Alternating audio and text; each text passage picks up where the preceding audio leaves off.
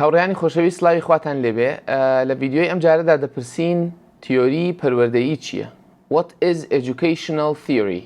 پڕۆفیسۆر پۆل ستاندیش کە پڕۆفیسۆری دەراساتی پەروەردەیە لە زانکۆی شەفیڵد وەڵامی پرسیارەکە دەداتەوە. توێژینەوە لە پرسی نرخ و بەها و قیمەتەوە دەست پێ دەکات. ئەمە بۆ توێژینەوەی پەروەردەییش ڕاستە، جا توێژینەوەکە ئاماری و ژمارەیی بێت ئەوەی کە پێی دەوترێ quantitative research یان جۆری بێت ئەوەی کە پێی دەگوترێ qualitative research. ئەمە بۆ هەموو توێژینەوەیەک بەبێ جیاوازی ڕاستە، چونکە توێژینەوە لە شتێکەوە دەست پێ دەکات کە گرنگە، کە قیمەت و نرخی هەیە. خۆ ئەگەر گرنگ نەبووایە، بابەتی توێژینەوەکە گرنگ نەبووایە، چی پێویستی بە توێژینەوە دەبوو؟ بۆیە باسی گرنگی باسی نرخە، باسی بەهایە. ئەخلاق کە بنەمایەکی سەرەکی فەلسەفەیە، باسی وردبوونەوە و لێکۆڵینەوە و تێگەیشتنە لە بابەتی نرخ. بۆیە ئەخلاق هەر لە سەرەتاوە بە هەموو توێژینەوەیەکەوە پەیوەستە.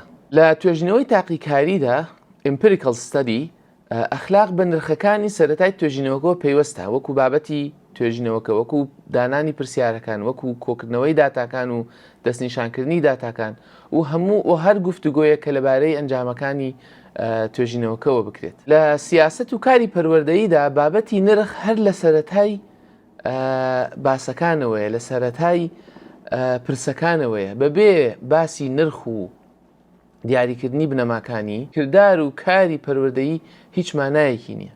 بۆیە نرخ لە ناواخنی توێژینەوە و باسەکاندایە. بەگشتی بەستنەوەی بابەتی ئەخلاق بە توێژینەوە یا بەستنەوەی توێژینەوە بە ئەخلاقەوە لە باسەکانی یاسا و میتۆدی توێژینەوەدا دێتە گۆڕێ، وەک ڕازیبوونی بەشداربووان و پاراستنی نهێنی و ئەم بابەتانە. ئەمانە گرنگن، بەڵام بەستنەوەی بابەتی ئەخلاق بەم بابەتانەوە بازنەی باسەکە بچووک دەکاتەوە، چونکە ئەخلاق نابەستێتەوە بەو نرخانەی کە پرسیاردانان و پرسیارکردن و کۆی پرۆسەی توێژینەوەکە ئاراستە دەکەن، وەک بڵێ ئەم نرخانە هیچ کێشەیەکیان نەبێت. ئەوەی جەخت دەکرێتەوە تەنها ئەوەیە کە بەڵگە و داتاکان پاڵپشتی سیاست و ڕێکارەکان بن.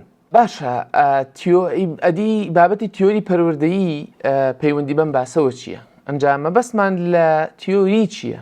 بەگشتی وەڵامی خێرا و سەرپێیی بەوە دەدێتەوە کە تیۆری بە پێچەوانی کردار دادەنێت. تیۆری بە قسەی ناو کتێب بە بۆچوونی گشتی و تێڕوانی زۆر گشتی و ئەبستراکت و باسە خەیاڵیەکان دادەنێت. ئەها زۆر جار خەڵک دەبیستین دەڵێن ئەوەی تۆ باسی دەکەی لە تیۆریدا باشە، بەڵام ئایا بە کرداری دەبێ وابێت؟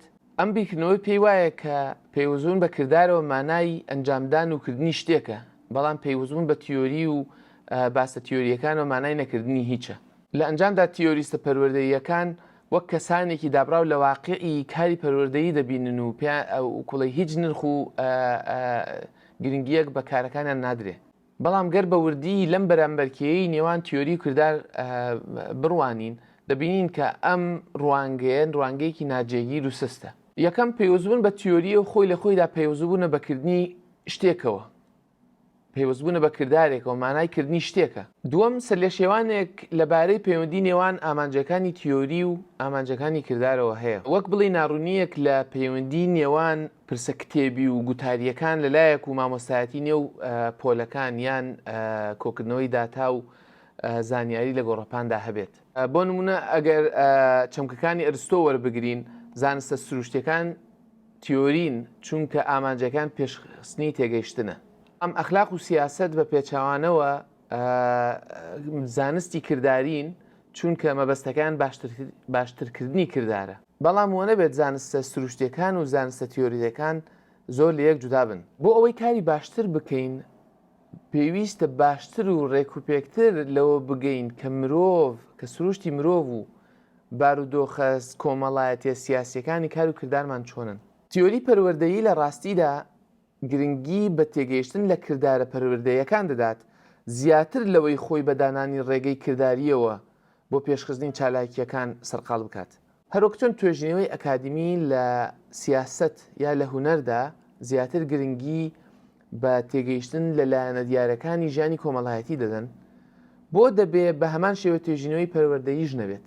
بەڵام بەگشتی کاری ئەکادیمی توێژینەوە لە بەشەکانی پەروەردەدا لە دنیادا هەڵبەت کەم تا زۆر هەر گرنگی بە بەرەو پێشبردننی کردار و چالاکیە پەروەردەییەکان دەدەن وەک ئەوەی چۆن مامۆستایەتی بە باشی بکرێت چۆن پۆل ڕێک بخرێت چۆن کۆنتترۆلی پۆل بکرێت چۆن منداڵان باشتر فێر بکرێن باسی میتۆدە باسی ڕێگاکانی وانەوتنەوەیە زیاتر نەک تێگەیشتنی قوڵ لەم چالاکیانە ئەم جەختکردنەوەیش زیاتر بەهۆی مەبەستی بەشەکانی خوێندنی پەروەردەوەیە کە خوێنکارەکانیان یان مامۆستان یان دەیانەیە بن مامۆستا بەڵام توێژینەوە لە وردەکاری چالاکیە پەروەردەییەکان بەبێ قوڵبوونەوە بەنێو پرسەکانی پەیوەست بە سروشتی نرخەوە کارێکی ناتەواوە پرسی نرخیش بابەتێکە بە توێژینەوەی مەیدانی و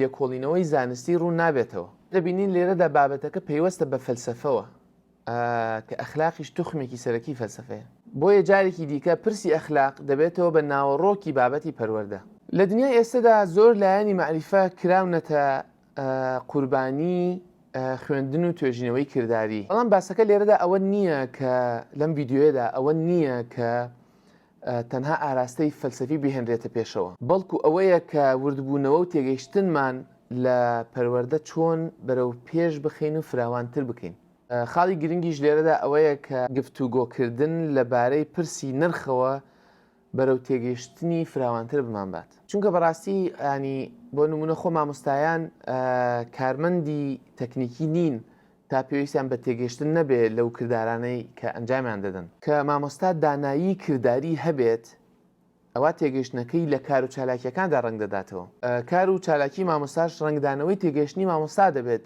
نەک هەڵگرتنەوەی هەنگاوە دیاری کراوەکان بە شێوەیەکی کوێرانە بەبێ بیر لێکردنەوە بەبێت تێگەیشتن لەو هەنگاوانە ئەمجا مەبەست لە تێگەیشتنی فراوان ئەوە نییە کە مامۆستا چۆن بتوانێت تێگەیشتنەکان یا تیۆریەکان بکاتە کردار بەڵکە ئەوەیە کە وا بکات مامۆستا باشتر لە کردارەکانی خۆی بگات و کردارەکانی خۆی پێش بخات بۆیە بابەتی تیۆری پەروەردەیی بەم شێوەیە باس و خواسی مانا و مەبەست و بنەمە ئەخلاقیەکانی وەک نرخە لە پەروەردەدا زۆر سوپاسانەکەم جارێکی تر هیوام وایە ڤیددیۆکە و بابەتەکە بابەتێکی سەرنجڕاکێش بێت پێم خۆشە بێ ئەگەر سەبسکرایبی کەناڵەکە بکەن لایکی ڤیددیۆکە بکەن و ئەگەر تێبینیەک یا ڕخنەیەک یا هەر پرسیارێک هەبێت پێم خۆشە بێ وەڵام بدەمەوە زۆر سوپاسانەکەم تا کاتێکی دیکە و ڤیددیۆکی دیکە خواتان لەگەڵ